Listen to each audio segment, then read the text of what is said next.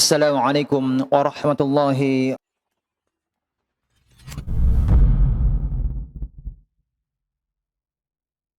nahmaduhu wa nasta'inuhu wa nastaghfiruh wa na'udzu billahi min shururi anfusina wa min sayyiati a'malina may yahdihillahu fala mudilla lahu wa may yudlil fala hadiya lahu wa asyhadu an la ilaha illallah wahdahu la syarika lahu wa asyhadu anna Muhammadan 'abduhu wa rasuluh. Allahumma shalli wa sallim ala nabiyyina Muhammad wa ala alihi wa ashabihi wa man tabi'ahum bi ihsanin ila yaumiddin. Amma ba'd. Ibu-ibu yang semoga senantiasa dirahmati Allah Subhanahu wa taala dan para pemirsa Najah TV dimanapun Anda berada, azanallahu wa iyyakum. Alhamdulillahilladzi bi ni'matihi tatimmus shalihat. Kesempatan yang berbahagia ini nikmat karunia Allah Subhanahu wa taala, taufiknya sehingga kita dapat duduk bersama dalam majelis yang mulia ini dalam rangka melanjutkan pembahasan kita terkait dengan tafsir juz yang ke-29. Pembahasan kita di kesempatan ini insyaallah akan melanjutkan pembahasan dari surah Al-Ma'arij, yang mana pada pertemuan yang lalu kita telah mengkaji pertemuan yang pertama tentang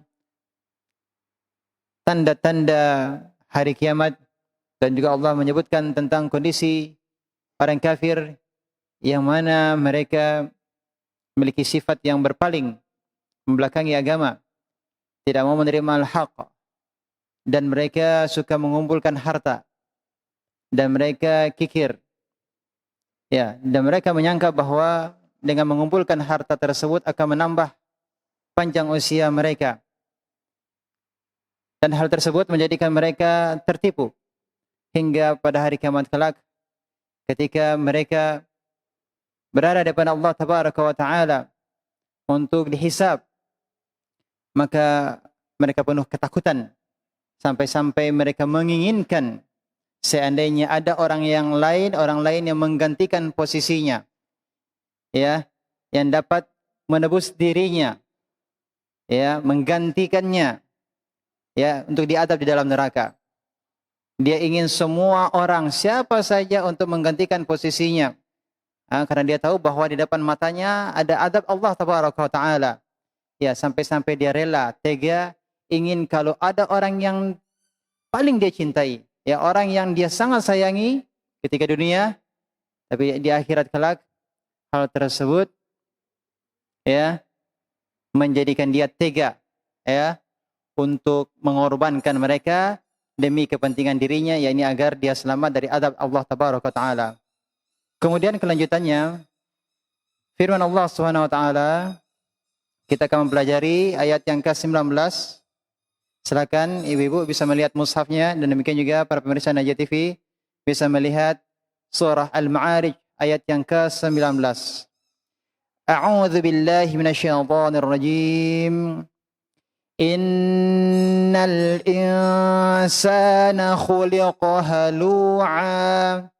Innal insana, sesungguhnya manusia, khuliqa, diciptakan, halu'a, ya, bersifat keluh kesah lagi kikir. Ayat yang ke-20, idza massahu syarru jazu'a, apabila ia ditimpa asyarr, ya, kesusahan, jazu'a, ia berkeluh kesah.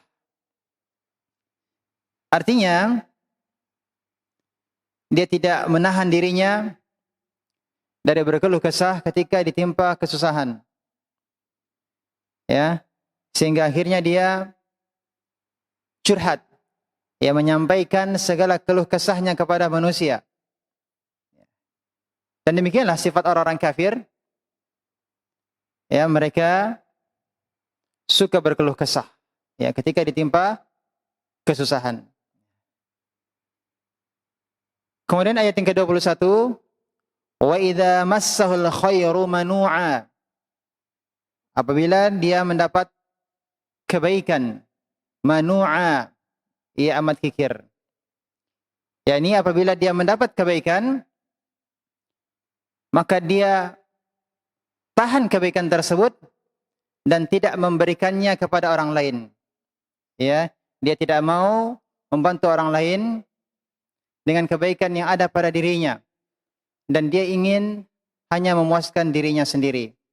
Ya. Dan ikhwati billah rahimakumullah, kita dapati banyak kisah dari orang-orang yang tinggal di negara kafir.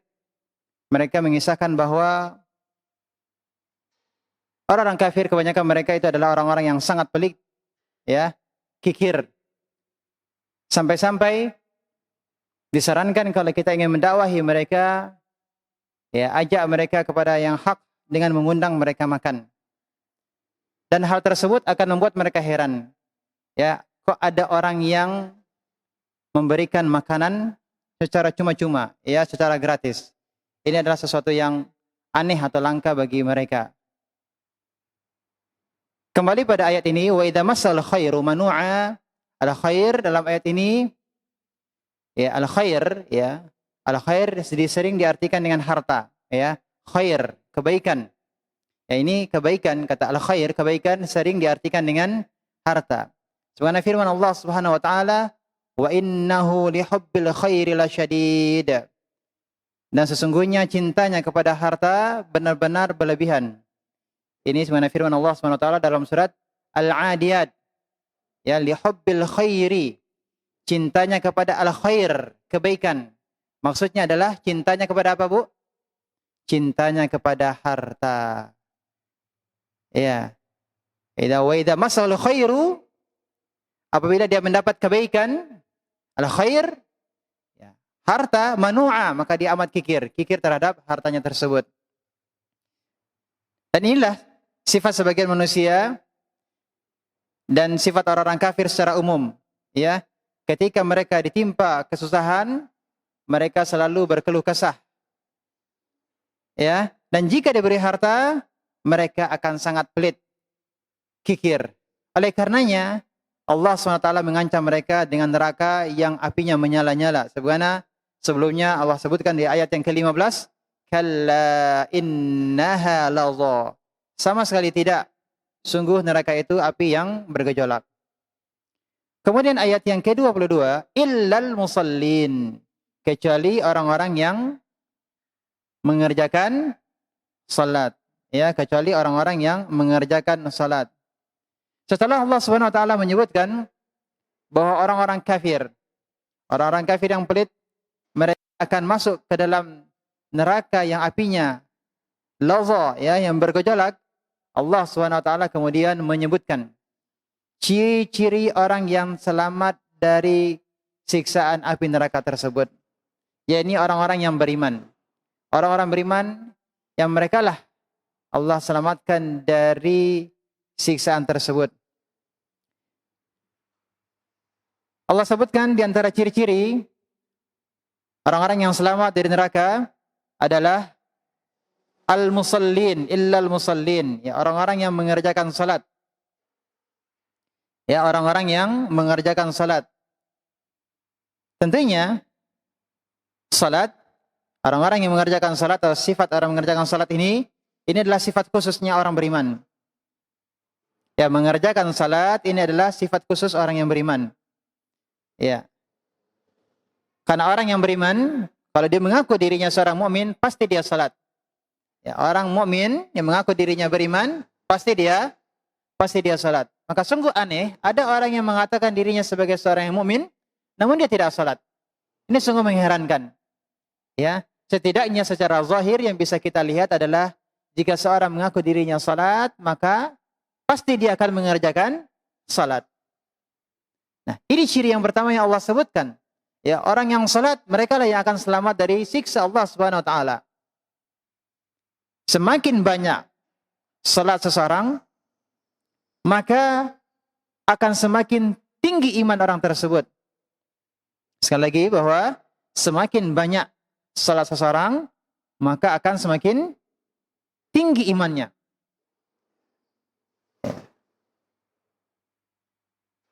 Dan Allah Subhanahu wa taala menamakan salat dengan iman. Ya, Allah menamakan salat dengan iman. Sebagaimana firman-Nya, "Wa ma kana Allahu liyudhi'a imanakum." Dan Allah tidak akan menyia-nyiakan iman kalian. Allah tidak akan menyia-nyiakan iman kalian. Yang dimaksud dengan iman pada ayat ini, yakni di surat Al-Baqarah, maksud dari iman adalah salat. Allah tidak akan menyia-nyiakan iman kalian, tidak akan menyia-nyiakan salat kalian. Jadi dalam ayat ini Allah menamakan salat dengan iman. Kemudian ayat yang ke-23, alladzina hum ala salatihim daimun. Yang mereka itu tetap mengerjakan salatnya.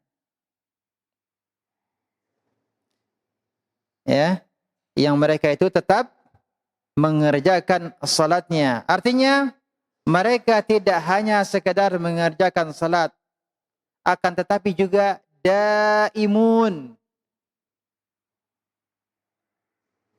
Ya. Apa yang dimaksud dengan daimun? Daimun itu artinya senantiasa menjaganya. Senantiasa menjaga salatnya. Mereka menjaga salat 5 waktu mereka. Ini yang wajib. Ya. Dan mereka juga tidak hanya sebatas mengerjakan yang wajib, tetapi mereka juga memperbanyak salat-salat sunnah. Dan Nabi sallallahu alaihi wasallam ketika beliau melakukan suatu amalan, maka beliau akan mendawamkannya, akan merutinkannya, tidak meninggalkannya. Ahabbul a'mali ila Allah Ta'ala adawamuha wa in qalla. Amalan yang paling dicintai oleh Allah adalah amalan yang dilakukan terus-menerus, walaupun amal tersebut sedikit. Ikhwati billah rahimakumullah, kalau kita terbiasa salat sunnah, maka jagalah salat sunnah tersebut. Kita terbiasa salat rawatib, qabliyah, ba'diyah, kita usahakan untuk senantiasa menjaganya. Ya, salat witir berapa rakaat? 1 rakaat, dawamkan, biasakan, jaga terus. 3 rakaat, jaga 3 rakaat, biasakan. Ya. Kita salat duha, biasa salat duha 2 rakaat, jaga terus 2 rakaat tersebut. Biasa 4 rakaat, biasakan untuk terus menjaga yang 4 rakaat tersebut. Ini adalah amalan yang paling dicintai Allah Subhanahu wa taala, yakni amalan yang terus yang terus dijaga, yang terus dilakukan. Ya. Jadi, daimun, apa maksudnya daimun di sini? Yang senantiasa menjaganya, menjaga salatnya, yang menjaga salat 5 waktu mereka. Kemudian di ayat berikutnya, ayat yang ke berapa? 24. Walladzina fi amwalihim haqqum ma'lum. Dan orang-orang yang dalam hartanya, fi amwalihim, dalam harta mereka, haqqum ma'lum, ya, tersedia bagian tertentu. Ya, ini berupa zakat dan sedekah. Ayat yang ke-25, lis-sa'ili wal mahrum. Ini kalau kita sambung dengan ayat sebelumnya, dan orang-orang yang dalam hartanya tersedia bagian tertentu, lis-sa'ili, bagi orang miskin yang meminta, wal mahrum, dan orang yang tidak mempunyai apa-apa, namun dia tidak mau meminta. Jadi di sini ada 2. Yang pertama adalah as-sa'il, yakni orang-orang yang miskin yang meminta-minta. Orang-orang miskin yang meminta-minta. Ya. Di antara para ulama mengatakan bahwa harta yang dimaksud dalam ayat ini bukanlah zakat, melainkan sedekah.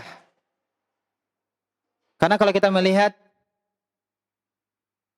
ayat ini adalah ayat Makkiyah, yakni yang diturunkan sebelum Nabi SAW hijrah ke Madinah.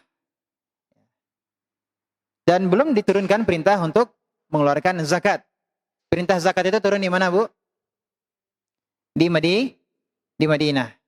Oleh karenanya, ya, di antara pendapat para ulama bahwa Yang dimaksud dengan harta di dalam ayat ini yang dimiliki oleh orang yang beriman maksudnya adalah sedekah yang mereka keluarkan. Namun di antara mufassirin ya, ada yang menafsirkan ini adalah harta umum, maknanya juga adalah zakat. Maksud di dalamnya adalah zakat yang wajib, harta yang wajib dikeluarkan.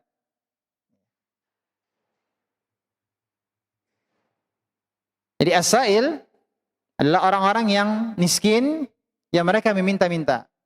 Al-mahrum, orang yang tidak berkecukupan harta tetapi tidak meminta-minta. Bedanya apa? Yang kedua juga miskin, tapi tidak mau meminta. Yang pertama, miskin dan meminta.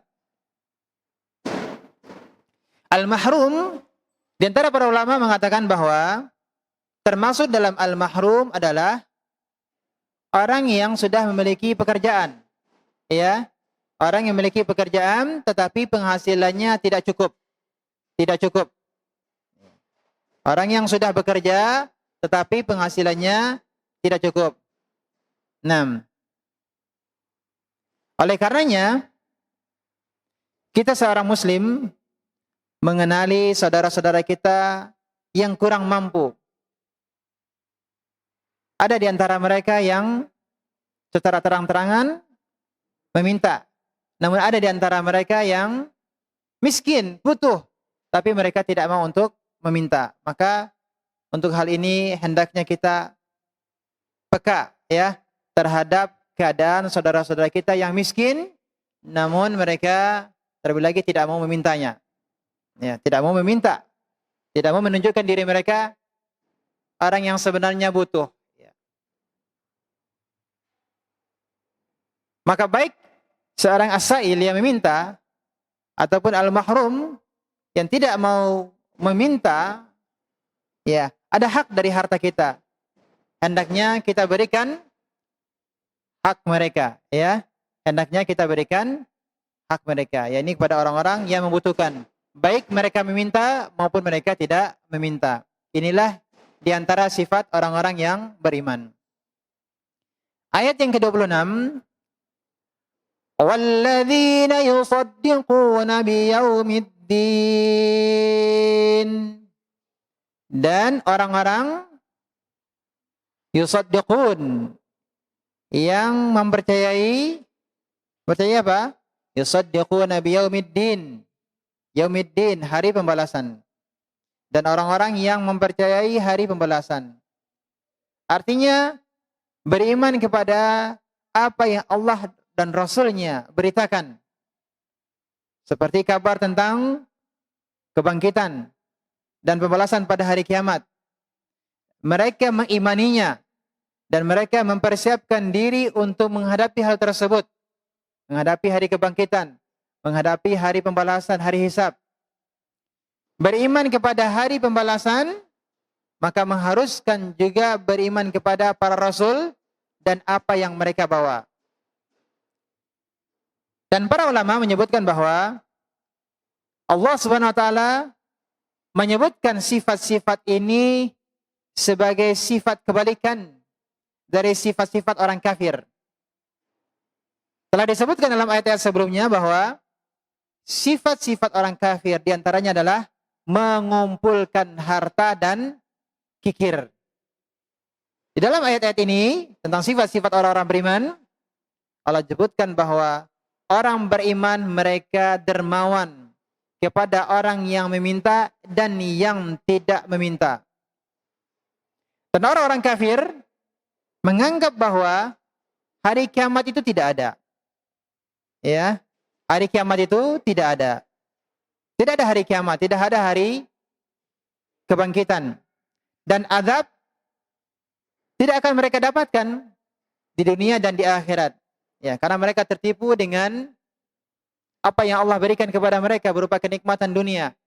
Mereka tertipu dengan kebesaran nama mereka. Ya. Mereka tertipu dengan anak keturunan mereka. Mereka tertipu disebabkan karena mereka merasa sebagai kaum yang terhormat.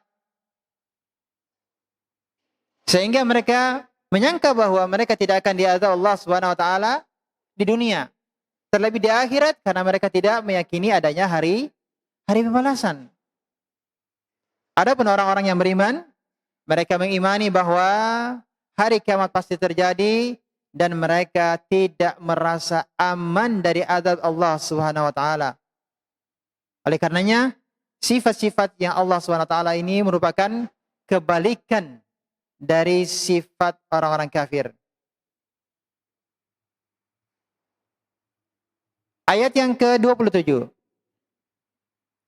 Walladzina hum min 'adzabi rabbihim musyfiqun. Dan orang-orang yang takut terhadap azab Rabb mereka. Oleh karena itulah, ya karena takutnya, maka mereka menjauhi segala yang dapat membuat mereka diazab. Ayat berikutnya, inna 'adzaba rabbihim ghairu ma'mun. Sesungguhnya azab Rabb mereka ghairu ma'mun, tidak dapat orang merasa aman dari kedatangannya. Artinya bahwa tidak patut bagi seorang pun merasa aman dari datangnya azab Allah.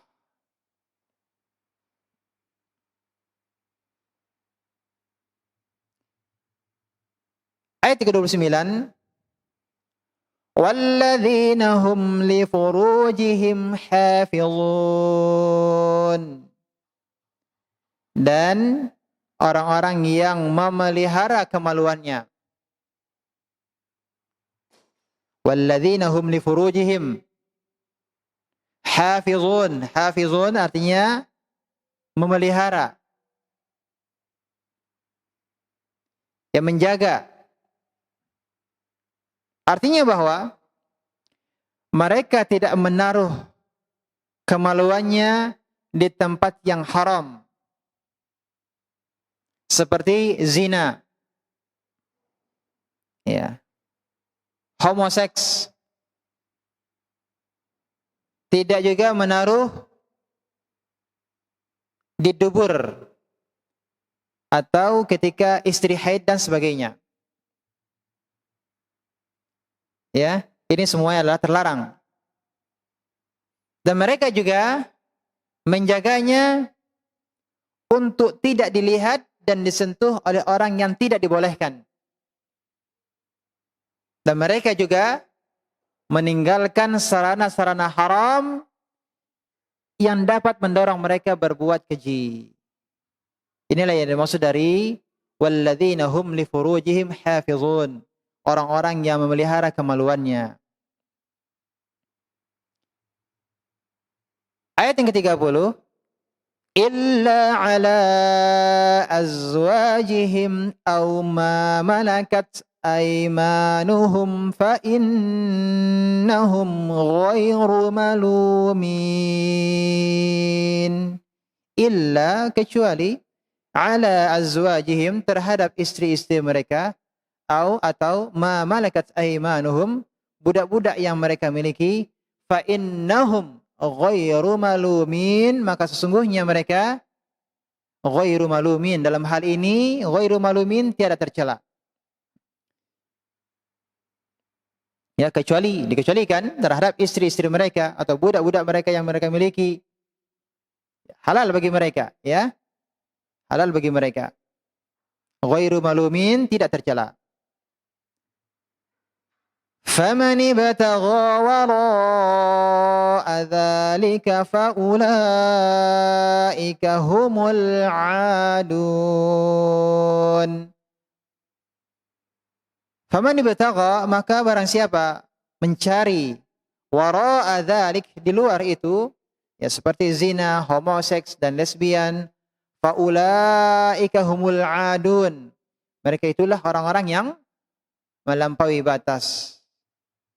Kecuali terhadap istri-istri mereka atau budak-budak yang mereka miliki, yakni budak-budak sahaya. Maka sesungguhnya mereka dalam hal itu tidak tercela. tidak tercela dalam menggauli mereka pada tempatnya.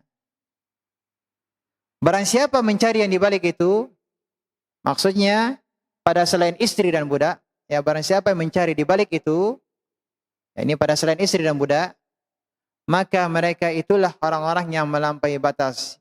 Yakni orang-orang yang melampaui batas yang telah dihalalkan Allah hingga menerjang sesuatu yang diharamkan Allah. Di antara faedah dari ayat ini adalah ayat ini juga menunjukkan haramnya nikah mut'ah. Paham Bu nikah mut'ah? Nikah kontrak. Ya. Nikah kontrak, nikah hanya beberapa waktu tertentu. Apakah kontraknya hanya nikah semalam ataukah sebulan? Ya. Beberapa bulan. Nikah kontrak ini hukumnya adalah haram. Kenapa? Karena wanita yang dinikahi secara mut'ah bukan dimaksudkan untuk menjadi istri dan bukan pula berstatus budak. Maka nikah mut'ah, ya nikah kontrak adalah haram. Ya, karena bukan dimaksudkan untuk menjadi istri. Berikutnya ayat yang ke berapa? 32. Walladzina hum li amanatihim wa ahdihim ra'un. Dan orang-orang yang memelihara amanat-amanat yang dipikulnya dan janjinya. Ya, mereka memeliharanya, melaksanakan kewajibannya dan berusaha memenuhinya.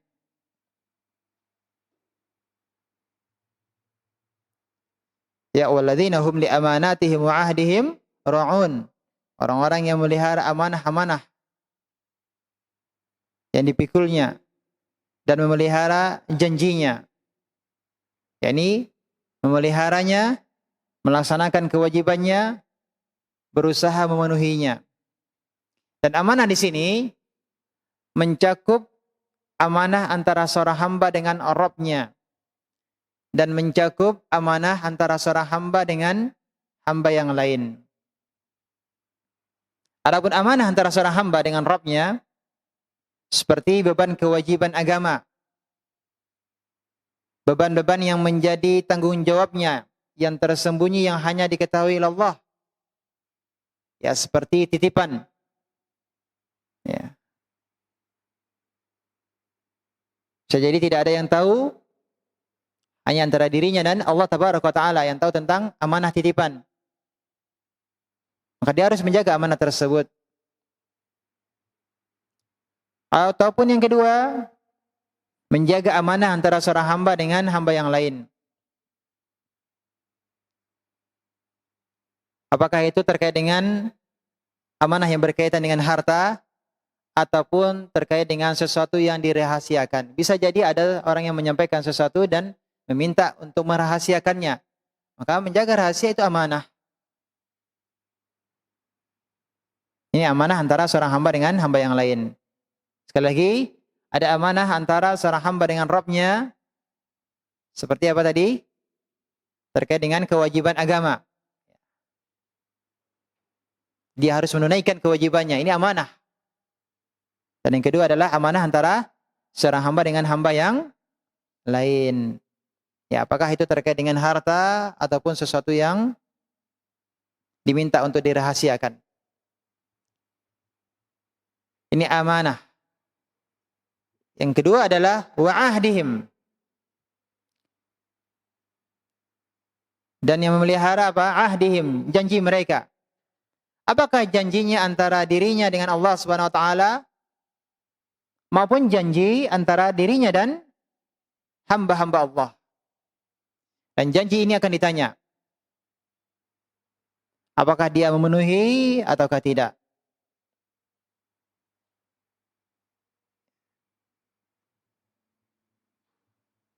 Termasuk diantaranya adalah terkait dengan nazar. Ya. Siapa yang bernazar, maka hendaklah dia menunaikan nazarnya. Selagi nazarnya tersebut adalah yang tidak melanggar syariat. Dia harus memeliharanya. Ya, memelihara janjinya. Inilah yang dimaksud dengan orang-orang yang memelihara amanah-amanah dan janjinya. Berikutnya ayat yang ke-33. Di antara sifat orang-orang yang beriman adalah walladzina hum bisyahadatihim qaimun, dan orang-orang yang memberikan kesaksiannya. Yakni orang-orang beriman, mereka bersaksi sesuai yang mereka ketahui, tanpa menambah, tanpa mengurangi, atau menyembunyikan. Mereka memberikan kesaksian tidak memihak kepada kerabat, teman, atau kepada yang lainnya. Kesaksiannya tersebut dia lakukan karena mencari keridhaan Allah Subhanahu wa taala. Karena Allah yang memerintahkan hal tersebut. Wa aqimus syahadata lillah. Tegakkanlah persaksian karena Allah.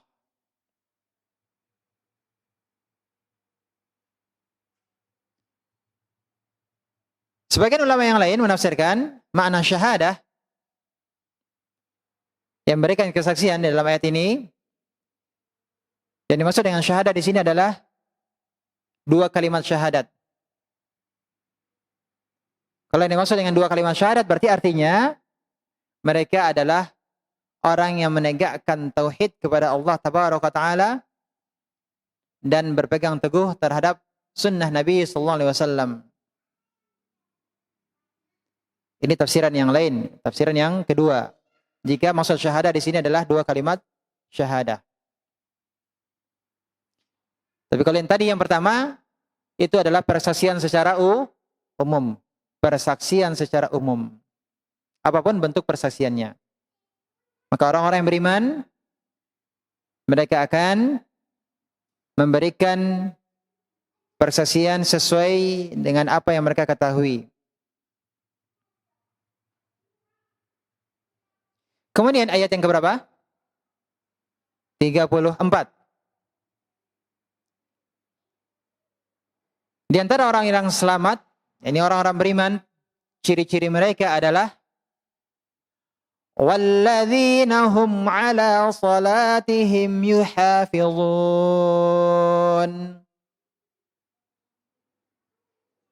Dan orang-orang yang memelihara salatnya. Kalau di ayat sebelumnya apa, Bu? Di ayat yang ke-23 apa bunyinya? Alladzina hum ala salatihim daimun. Mereka yang tetap setia melaksanakan salatnya. Adapun ayat yang ke-34, walladzina hum ala salatihim yuhafizun. Dan orang-orang yang memelihara salatnya.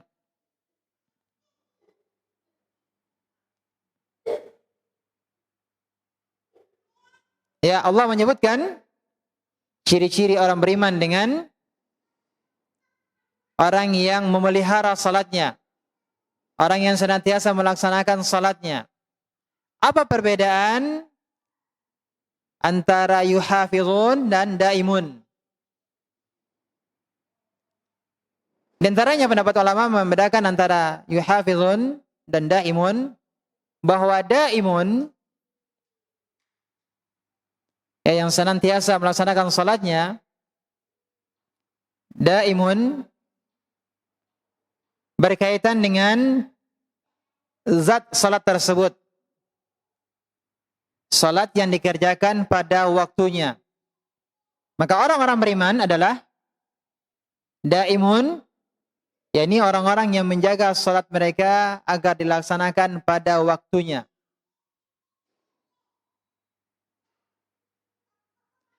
Adapun yuhafizun,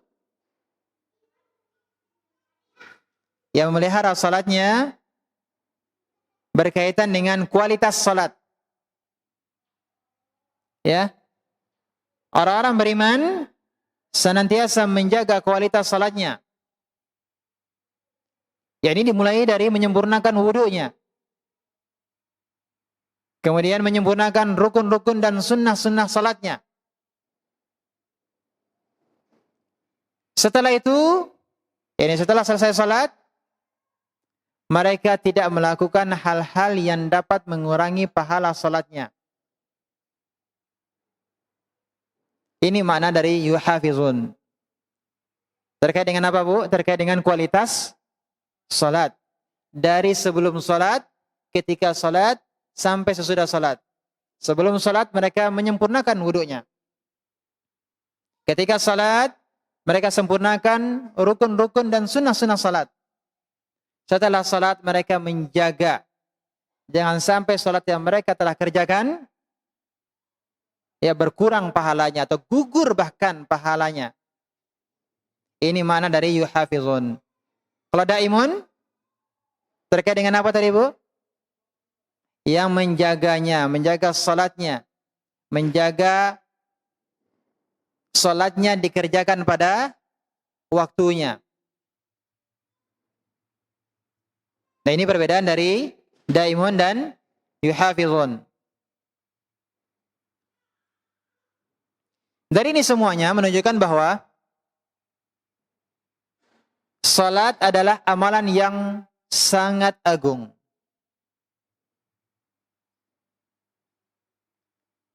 Karena Allah Subhanahu wa taala ketika menjelaskan tentang azab neraka, setelahnya Allah Subhanahu wa taala menyebutkan illal musallin, kecuali orang yang salat yang akan selamat. Ya, kecuali orang salat yang akan selamat. Selamat dari azab neraka. Dan Allah SWT tidak menyebutkan tentang amalan puasa, zakat terlebih dahulu, tidak Allah sebutkan. Sehingga seakan-akan sifat khusus orang-orang yang beriman adalah apa? Salat. Dan ketika Allah SWT menyebutkan ciri orang beriman, Allah membukanya dengan sifat salat dan ditutup pula dengan sifat salat. Ya, ketika Allah menyebutkan ciri-ciri orang beriman, Allah buka ciri-ciri orang beriman dengan apa, Bu? Dengan sifat salat. Dan Allah menutup ciri-ciri orang beriman dengan menyebut tentang sifat salat.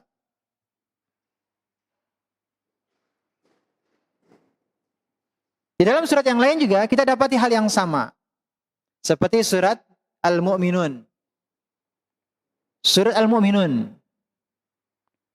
Qad aflahal mu'minun.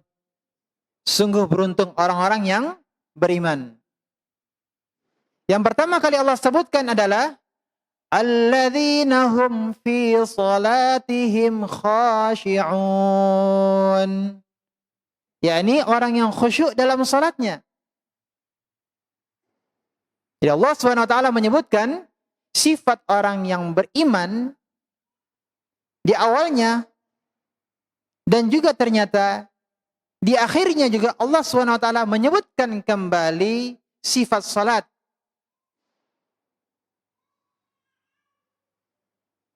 Ya, Allah sebutkan tentang orang-orang beriman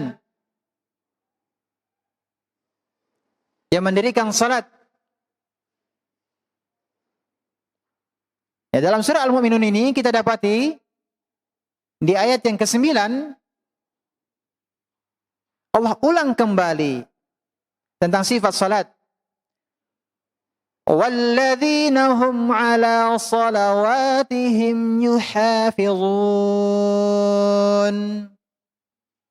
Serta orang yang memelihara salatnya. Kelanjutannya, ulaika humul warithun. Mereka itulah orang yang akan mewarisi. Apa yang akan mereka warisi? Alladzina yarithunal firdausa hum fiha khalidun. Mereka akan mewarisi surga Firdaus. Mereka kekal di dalamnya. Maka perhatikanlah ibu-ibu, Allah SWT membuka ciri orang beriman dengan salat dan menutupnya dengan salat pula. Ini dalam surat Al-Mu'minun. Demikian juga halnya Allah sebutkan di dalam surat Al-Ma'arij. Allah buka ciri orang beriman dengan salat dan Allah tutup juga dengan ciri orang salat. Orang beriman cirinya adalah salat.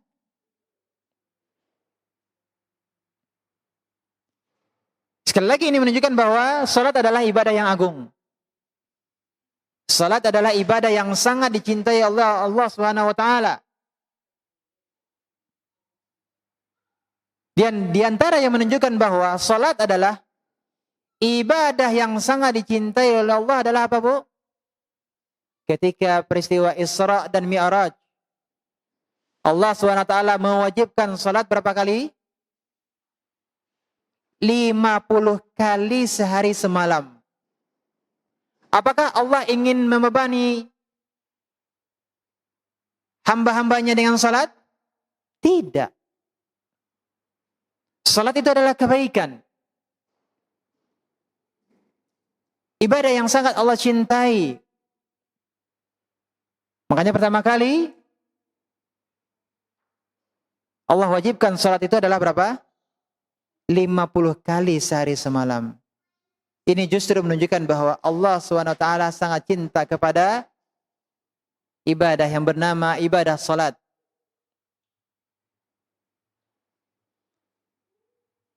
Kemudian setelah itu Allah SWT berfirman, surat Al-Ma'arij ayat 35, ulaika fi jannatin mukramun. Mereka, orang-orang beriman tersebut, kekal di surga. Mukramun, lagi dimuliakan. Ya, siapa yang kekal di surga dan dimuliakan? Mereka tadilah yang telah disebutkan. Ya, sifat-sifatnya. Sifat-sifat orang-orang beriman.